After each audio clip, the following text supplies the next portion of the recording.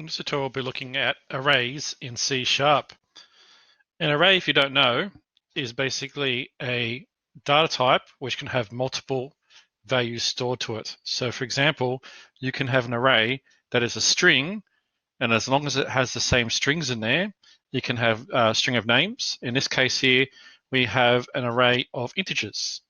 Now, there are two main elements to a two-dimensional array. Now, your basic array is two-dimensional. We won't be going through any more advanced stuff like three-dimensional and fourth-dimensional arrays in these tutorials. But if we look at a two-dimensional array, your typical array, you have two sections to it. You have the index, which is not seen. This is what we code as programmers, and the value which is stored in each one. So these have both got separate names. So the index is, think of that as your counted loop, and then each value is called an element, which is stored separately. So you can see here that we have started our array index from 0. It's better programming practice to start your arrays from 0. However, you can start your array from any number, whether it's 0, 1, whatever number you would like. And you can see here that we have 5 elements in our array, and we would need a loop, which we've been covering, to be able to process or save or read this. So if we jump to some code, to save some time, I've got this code already available. I'll upload a semi-complete version onto the YouTube tutorial so you can complete it at your leisure. But the idea here is that it's pretty typical stuff.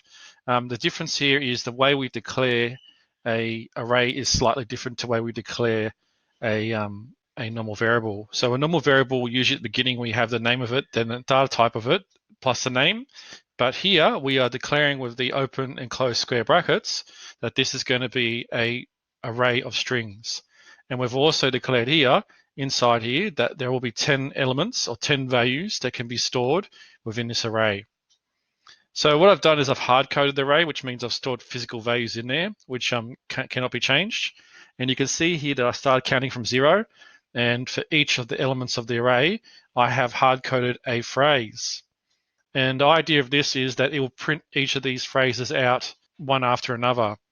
So the first thing that happens is I've declared my array, I've hard-coded it, I've then got a console write line statement saying funny things you do when you're bored. And then what it will do is we initiate the for loop, which you should be familiar with now, to 0. Now it's really important here.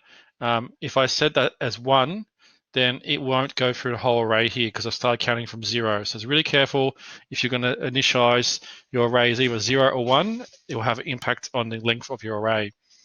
And then the second part here is it will keep processing through until it gets to the length of board. Okay, so our array length is 10. So as long as that I, which is now 0, does not equal 10, it'll keep processing through. And then obviously every time it goes through a for loop, it's going to increment the counter. So for each pass, it's going to write the contents of here, okay, because 0 is the first one. We'll go through and it'll go, well, does 1 equal less than 10? No. It will then increment the counter and it'll say, well, what's the next value? 1. Then it's going to print this. And I've left this little bit of code at the bottom here to make sure that the console screen doesn't close at the end. So if we press play now, or F5, you can see here it automatically, very quickly, has printed the contents of my whole array, and it's just open at the end here with a read line to stop it from closing. So arrays, they can be very intimidating at first.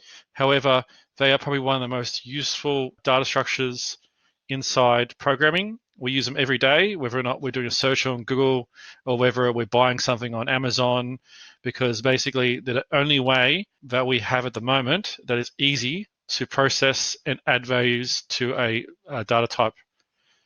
And that's pretty much how basics of arrays. So if you've got any more questions, please email me, or you can modify the code that's provided.